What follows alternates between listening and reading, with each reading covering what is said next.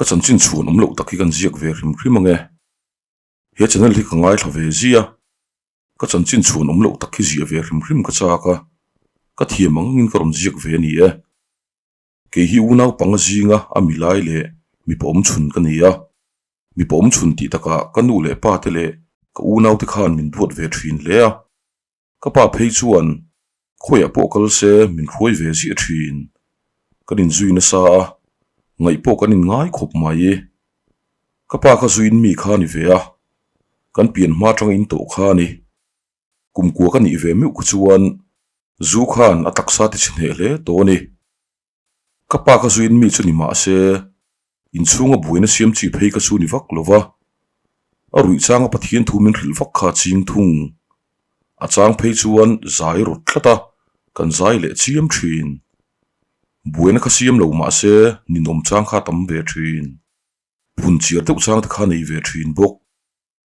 kum som pani kan in ka pa chun boral san ta nge nge a ka pa boral nei ka tur em ema ka pa boral tang chuan kholai lente thlan mula kal te kha ka ching chhote em ema ui po wa chuan ek thinga tong le nge thin an tiang deuh hian kholai leng na sa na kha chuan thian po chrang ka nga viawa ka thian te then khat nen khan den right nim te kan ching chhotana kanu le ka uten leng sun ti po khan in chung khan nuam ka tilova kan mei chirwal si ka leng ru le tho thin kanu po khan min vok pha fu nge ni kanu khan dora sim wang khan den right te po kha zur tela ma se ani na turanga mang turo mang chi hne na lo ka chuan a ral ngai lova kha ka trick zeu thin a chang le dor poisa te ka trick thin buka school kan chol phei ka chuan zantin kha rui ture mo kan tiringot thin school te kan kalai ka chuan kan leng tam lutuk lova chung te kan lo hlau ve de bok nen ina kan tam ve dewa school bana thut khomuana den right nim ka chu kan ching hle bukani kumsom pali ka ni chhomi ka chuan ka mel po roin ka thu de uthal buka ka thian te pathum nen khan kanin ti sitanik ve tana sitana kan biak hian kan chung te boral to imin mu tir thei ti kha kan thian pakhat khan a soya kan oi nga le ema kha wang khan sitana biak kha kan phur ta em ni chu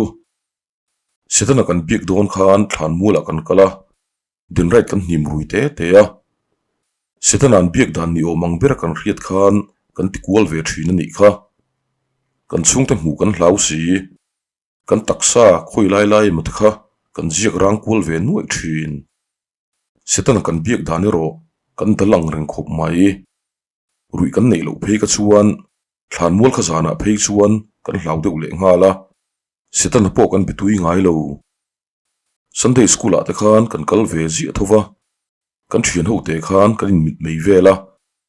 sitanik sign ni kan khriat te khan kan han in signal vela kin yang rual ho kan om khom lui lai te khan kan han in signala min ko kalangai kan han ti deuh sapa thlan mul lampan khan kan kal tham thin kan rual pui mei chen khat ten sitana an bia min ti ru kan khriat phei ka chuan kan in labun ra ve thin khop mai kumsom paruk vel kan ni chho ka chuan sitana kan bia kha lo re to kan chung te pon den right kan him ve thin ting khre to min hauna sa khop mai kanu phei chu ril ru na khop maya amit tui tla hial nge ni den right nim po chu ka sim ta wanga ka thian te ho nen po khan school kan kal tlang to lo buk nen kanin kom khat ta khop maya kum khat chuang ma rui thei thil lam te mi ala va kom nu chuan ka vun ro lu tuk le hil bul te kha alo ziom le to ke ma po ka pa ngai le viau to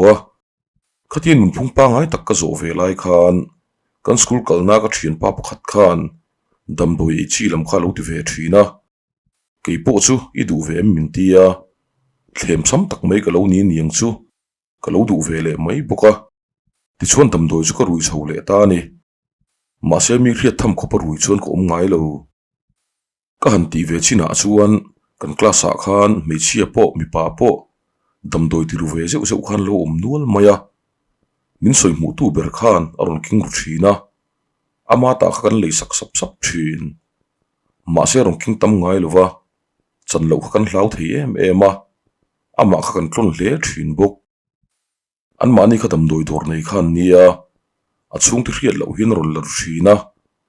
kan ru thin po kha a ming ka lo en ngai lo hrim hrim inge ming pok hrelo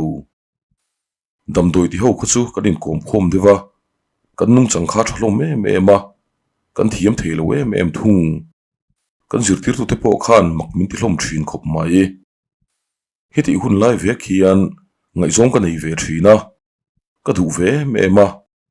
ma se mi ka tangin dam doi ka ti ve thin ti te lo hria min ban maka ka van tur na ve ta ke o ka sim tong ti ngai dam ka dil ngial po khan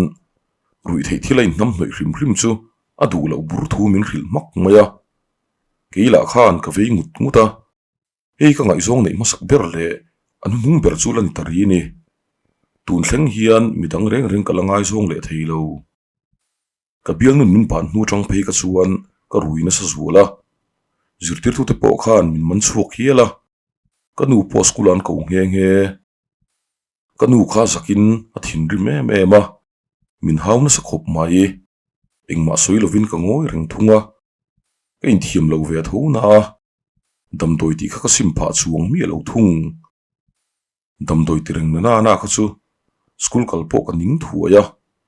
pol ko chukal chuak lovin kumlak lo ka ban san ta nge ni school kal lo hnu phei ka chuan dam doi ti ho ka tam tel tela ka kom tam tel tela a hnu a phei ka chuan number 4 ka khoi chho ve tan ta ni kha number 4 ka ti hnu a phei ka chuan sum kha hekem ema ka thom nu tha te ka khal zuwa ka chung te thom no em khal sak ka chu ka du bik chi a si lova in lo na ka sunga ka lo ka chu ri nan ka mang vek sela in chung khura tang kai na reng reng ka nei lo ka nu le ka far nu the ho khan mang ang ema a chang le min hawa a chang le min fuya an thei top chun chu ve thin ka nu po khan min van tong trai na sa thin ta ke o ma se ka thin lunga khan engtin ma na thuk lo niang rui bak kril ruam tak tak lo ka bun ra chho ta zela in lo po pe to lova dam doi te po lak na tur kre ve zela ka la ka rui tur hle pin ka hal thin le zan ri tak tak thleng ka lenga holo mai te ka chinga ka chung ka ti hriom thei zi kho a hun lai khan an hriom na khan min ti dang lam thei lo reng reng tum khat phei chu ka chung te mang ang lu tuk chuan hom om turin min soi puya ka du chi alova ma se hanin lak fit deuh hrim hrim ka tha ka ti ve deuh wangin ka du thu ka lo soi ve maya chutiang hom ka lut du tin hriat chuan ka chung te khan han lom khop maya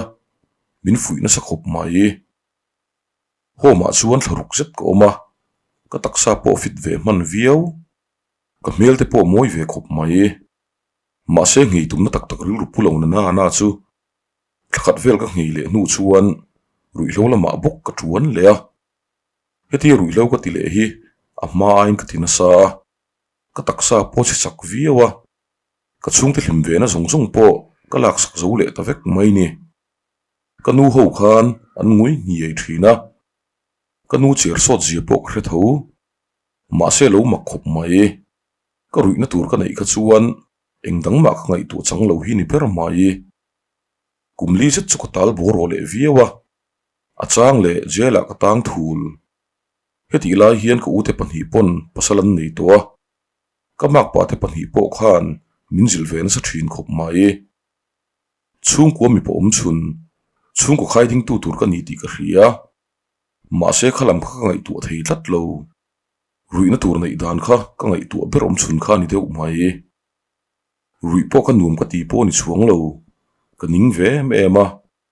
ma se rui reng ka du tho bok si sim te ka du ve lu tu sim ngai na po hrelowa hriom ti deuh si khan rui na tur hlir ka zong thunga ki ma po ka in chiang lo ni deuh ber mai ke mang tho edik mei chia te khan min han ngai zong ve thina ma se ka ten tlat loya ka ngai zong du thak lo thung ba ka bial nu ma saber ba ka chu ngai zong en khan ke en thei lo Rum khat chu ka rui lo ti pui te nen chuan kan in chiu le hun pakhata kan khoma hemini hian nileng san khuin ko holova ka thian pa ama in lua thingtlang atanga ronum ina hian kan ria khoma hetiang om chang hi kan nga khop mai ka chung te khan khoi khoi nge ka thanga tu te nge ka kompon hrengai lo ina tu ma khoi ho ngai lova tu chanchin ma ka soi ngai buk si lova jingdar som pakhat vela kanin lamain thak turin ka ho chowa kanin ka thleng ka chu ka van phuchiang tak em kan ina khan min lo tam na samaya kotlaya le inchunga te khan an khat veka angai na ka van hrelo takeo ril hai taka ka din reng lai chuan ka u pasal ka mak pa pakhat zo khan min lo hmu niang min ron pan vata khoi angai om daya zon ngai na chikan hre box si lo kan mang ang te sin ti in thilom dan chu min ril mul mula kanu chu sanan choi kham alo thuta damdoin lama mang ang takin lo tlan puya jing lamdar nia aboral zui tamai lo nia chu thu ka hria chu ka nging loya kanu rong lampan chuan trap chungin ka kal ruk ruka kanu rong chu ka boa ka trap thluk thluka nu min ngai dam ro ke mi sul min ngai dam ro kanu ka timol mula ka mangang ema ka ute ka naute hola kha an trap na suala nu lo thole ro hei mama po lo ho to sin ingai thei em kha kanu lo thole ro tian han trap chi a phei ka chu ka thin lungi chem te viang mai khan ana zok zoka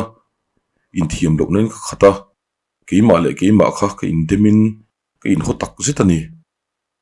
kanu rong poch ko kil rei man lo vuina hun ser kan man chun zoma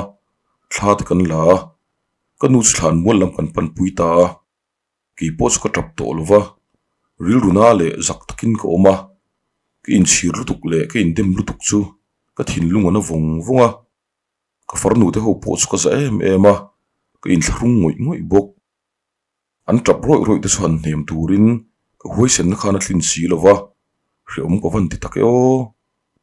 ka zakli in thiam no lutuk kha sual setan chuan man ruaron mangle ta chat maya thi ve dai du na te chuan min tur uta dam tlak poi ni lo ti in ka in hril mol mola dam tlak a kin ngai to lo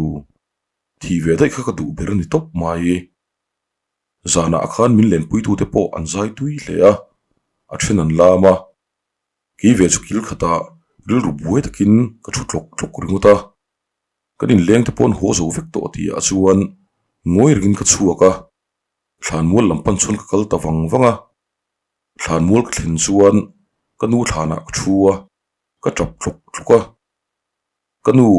ifa ni ve tlak po ka ni lo min ngai dam ro ka van in sir tak em kanu ko ron zui ve don che he ko vel eng hi ka ngam to lo ko tia ka dam doi ken chu ka phura o dia thi nge tur chuan ka in chiu ta ni kha ka har le me chuan dam doi na ka lo muwa ka thei angin ka han hoi kuala nars pakhat hi lo kal fata i lo har to mo i thaim mi ron tia ka tha ti in zoi te hin ka lo chang sapa kom dan chungai na ka hrelo hle ni engtin nge dam doi na khan ka lo om dai thei zo na hlir ka ril ru lo lang zut zuta rivak lova ka u kan u naw zinga upaber hi lo luta ka bula chuna ron dinga ka u chuan eng ma soi lok thei lo amit tui tla soi zoya ki poch ka mit tui tla ve buk ka u chuan i tha em i har chiang to em atia a tap chuak lo chawani ka tha khui ange ko ka lo ti vata ka u chuan ruat moi the thian hovin ka nu thanai odin mu chia an ron zon ho chia dam doina kan tlan pui che ai si wai me ka ni hi ithi mei don mo kan tia kan mang ang manasin kanu kan William zo chowa kanu borol lim chon tal li chu in sum vela ka ti hle mai kan mang an dan tur zia te hi voi khatal chungai tu vela ka du khop mai atia amit tui tla zoi zoya ka chung te chuan in ti hlum ka tum tin hrelo hlok kha ka lom hle zok mai ria se chuan an mang ang zual don lutuka ka u hne na chuan u ka ti palani kha ka sim tong min ngai dam ro ka tia ngai dam ka dil mula ka u chuan min tong taya rian phal lova pona ka lo vo mange i chan chin ngai changin midang pon nuala ka lo va chhuah san ring chati in min chhuah san le ta ni dam doina tang chuan thatakin ka chuaka min bial tu kan ko ran upa hian zinga miron tlo zia aron tong trai zia thin kei po chuan ka nun dan thalo tak sim tumin sual na tho chu thei to pin ka do le ta pathian tran puina dil chungin ka thei top ku chu avea sitan chuan sualin boralila ka tharau hne na roi se du ti te kan chiang chho zela in ti hlum ka tum te kha ka in sir le no hle a khang zung zung te kha sual na thoni ti ka chiang chho zela ke ma wang khan ka unau te hu po khan tong train sat phain ka ria ti chuan hun local le duwa pathian hian a ingkim hlana pathian ka du ngoi na kha lali so hian min lo nar lo khop mai ka nun hlui le chak na te dam doi ti le chak na te lo om chang po khan pathian chuan kan he theinan atok te in min lo tran pui zela alamril rudik tak putu chunga chuan lalpa zang ina chu lo lang reng thin ka tong trai fan na le min tong trai pui tu te wangin pathian khoi na changin nun thar ka lo nei ve ta ni kumsum ni lai lo liam ve to wal senior pui ni to maila pathian hian in hlan chungin ka hun po hlim takin ka mang ve a ka farnu te ho fa ten